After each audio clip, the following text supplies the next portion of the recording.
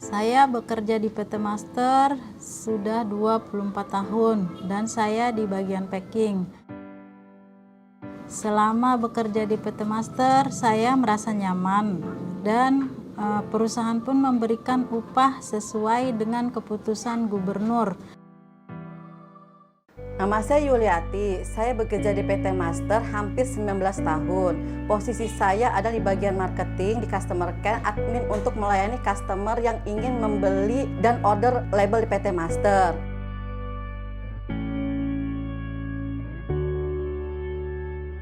Sebelum-sebelumnya PT Master ini dijadikan barometer bagi perusahaan-perusahaan lain, terutama di wilayah utara. Kita pun sudah mendapatkan penghargaan seperti cuti 14 minggu, penghargaan untuk masalah UMP karena PT Master ini selalu menjalankan aturan yang ditetapkan oleh pemerintah. Namun sejak pandemi COVID ini perusahaan mulai goyang dan kita hanya diberikan upah 30% sejak bulan Maret sampai dengan Agustus. Dan sejak tanggal 1 September perusahaan berhenti operasional. Ini paklaring kita kurang lebih 9 tahun saya di sini. Baru kali ini merasakan seperti ini. Karena COVID-19 semua terbengkalai dari pekerjaan semua keluar, termasuk keluarga saya. Kami di sini lomba karyawan. Kami ingin usaha untuk cepat-cepat dibayar supaya kami bisa menikmati hasilnya dan bisa mendapat kami. Kamu hari korbannya OB di PT Master. Karena PT Master tutup, jadinya jual es krim sambil menunggu pesangon yang tak kunjung tiba arah dan tujuannya. Jadi saya sebelumnya sama kok juga. Ya moga aja pesangon kita segera dibayar ya Mas ya. Sebagian besar karyawan PT Master ini ada 70% perempuan, jadi kita harus melindungi hak-hak perempuan. Kebetulan di PT Master ini hak-hak perempuannya hampir semuanya terpenuhi seperti cuti 14 minggu untuk melahirkan, cuti haid, dan yang lain-lainnya. Semua sudah terlaksana dengan baik, juga dengan P2K3-nya. Kami pun sebagai karyawan tidak menyangka kalau PT Master akan tutup secepat ini. Karena pada saat owner datang di tanggal 31 Agustus, dan tanggal 1 September itu PT Master sudah tidak beroperasi lagi. Akhirnya setelah PT Master dinyatakan ditutup, lalu dibentuklah tim yang terdiri dari perwakilan manajemen dan perwakilan serikat. Di situ lalu dirumuskan masalah perjanjian bersama yang terdiri dari 8 poin. Di antaranya yaitu masalah pembayaran pesangon 2 kali PMTK dan penjualan aset secara bersama-sama, pengeluaran paklaring, dan pembayaran BPJS. Di PT Master ini kita terbentuk adanya Serikat Pekerja Nasional dan saya bergabung di pengurusan serikat ini sudah hampir 9 tahun dan 5 tahun terakhir ini di PT Master serikatnya itu terbentuk komite perempuan dan kebetulan saya adalah ketua komite perempuannya.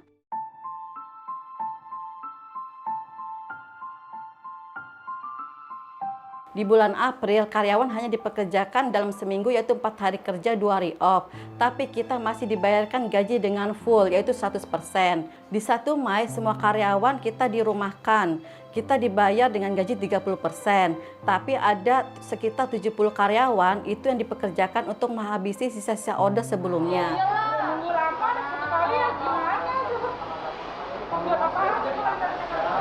Ada kapan, kapan lah kan nggak ketahuan.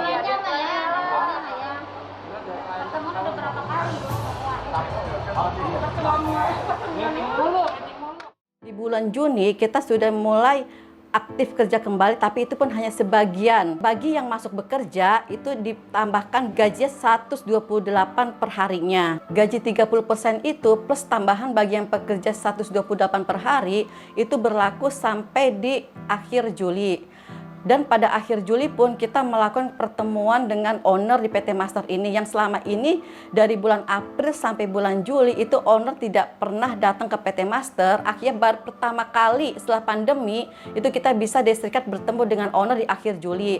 Intinya dari pertemuan serikat dengan owner adalah kita menuntut hak-hak karyawan yang selama ini kita hanya digaji 30%, uang makan tidak ada. Kita menuntut hal itu. Setelah dilakukan 3 kali mediasi di Sudin dan dilakukan pertemuan antara tim serikat dan pengacara dari owner dan tidak ada titik temunya, maka dari itu kita punya kesepakatan bahwa kita akan melakukan unjuk rasa di kediaman owner kita di apartemen daerah Mangga 2, yaitu pada tanggal 18, 19, 20 November ini. Paham ya? Nanti kan beliau pasti berbicara, ini kan yang belum pernah, beliau berbicara bahwa kita mengkhianati PB. Dia berbicara terkait PB pertama yang dibuat, dia bilang waktu dia rapat sama kita, dia dibohongin. Pasti dia akan ungkapin itu. Makanya dibikin lagi surat PB dari dia untuk melawan. Nah, sampai di situ nanti teman-teman jangan berpikir ke situ karena memang polanya, ya, polanya dibawa ke sana. Jadi jangan terpancing. Itu aja ya. Nah, terus harus dipikirkan juga sih terkait nanti terakhir ketika dia mempertahankan PB yang ada, langkahnya apa? Kalau tadi kan kita udah sampaikan ke anggota kalau nanti begini-begini siap anggota gerak, dan sampai kita udah tidak ada langkah di sana, kita pulang, anggota bilang kalau nggak kabar-kabarin gua sih kalau hasilnya begini. Dari hasil pertemuan antara owner dengan serikat menuntut yaitu supaya karyawan di bulan Agustus itu sudah mulai aktif kembali semuanya bekerja dan dengan digaji 70%. Tapi dari hasil pertemuan itu ternyata owner tidak mensepakatinya. Owner tetap dengan awal perjanjian yang pertama yaitu dengan gaji 30% dan yang masuk pun hanya sebagian saja. Jangan kamu diam-diam saja. Ini undang-undang cipta kerja memiskinkan kamu. Satu abad lamanya, kawan-kawan.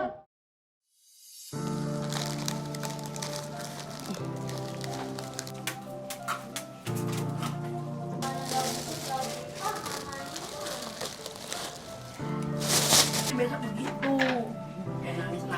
Minta anterin neneknya lagi. Iya. Biasa juga main sendiri ke sini pun ya. Iya.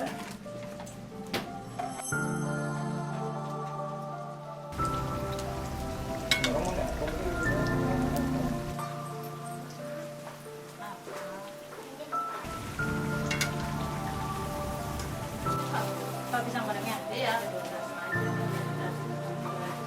Oh, kasih ya. Ya, kasih goreng.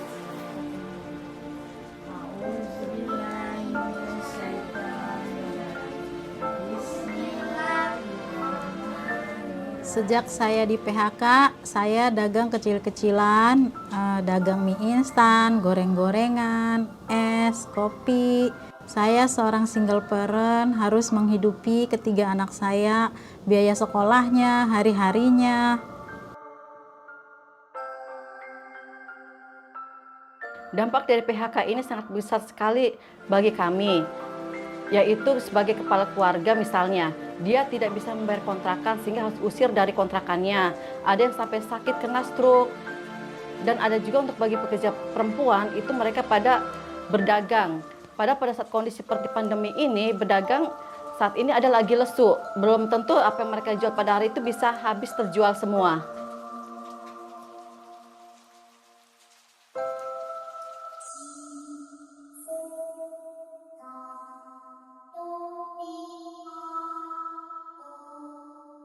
Sampai saat ini saya belum mendapatkan BLT, sedangkan teman-teman saya yang lainnya sudah mendapatkan BLT.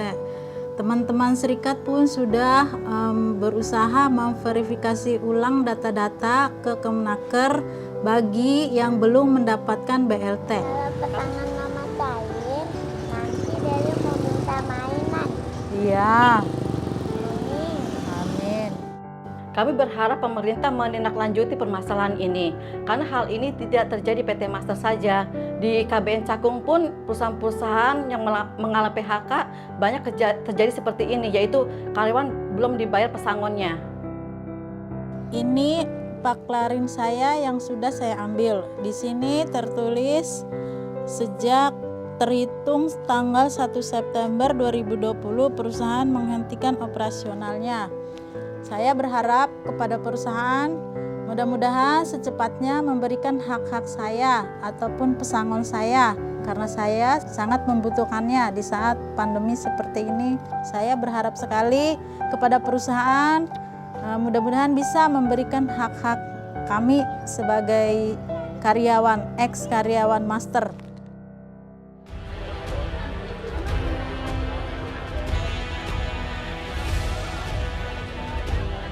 Hidup buruh!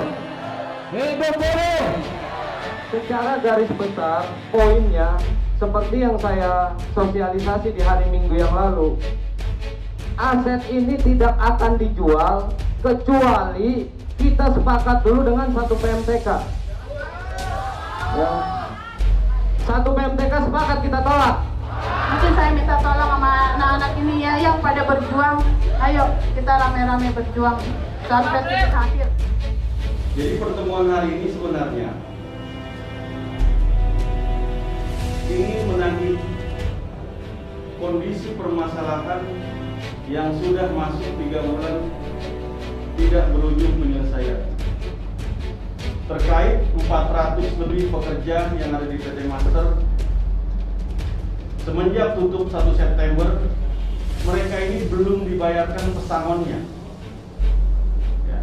Jadi belum mendapatkan haknya. Komunikasi sudah saya layangkan ke Pak Hendrik melalui WA, tapi tidak ada respon.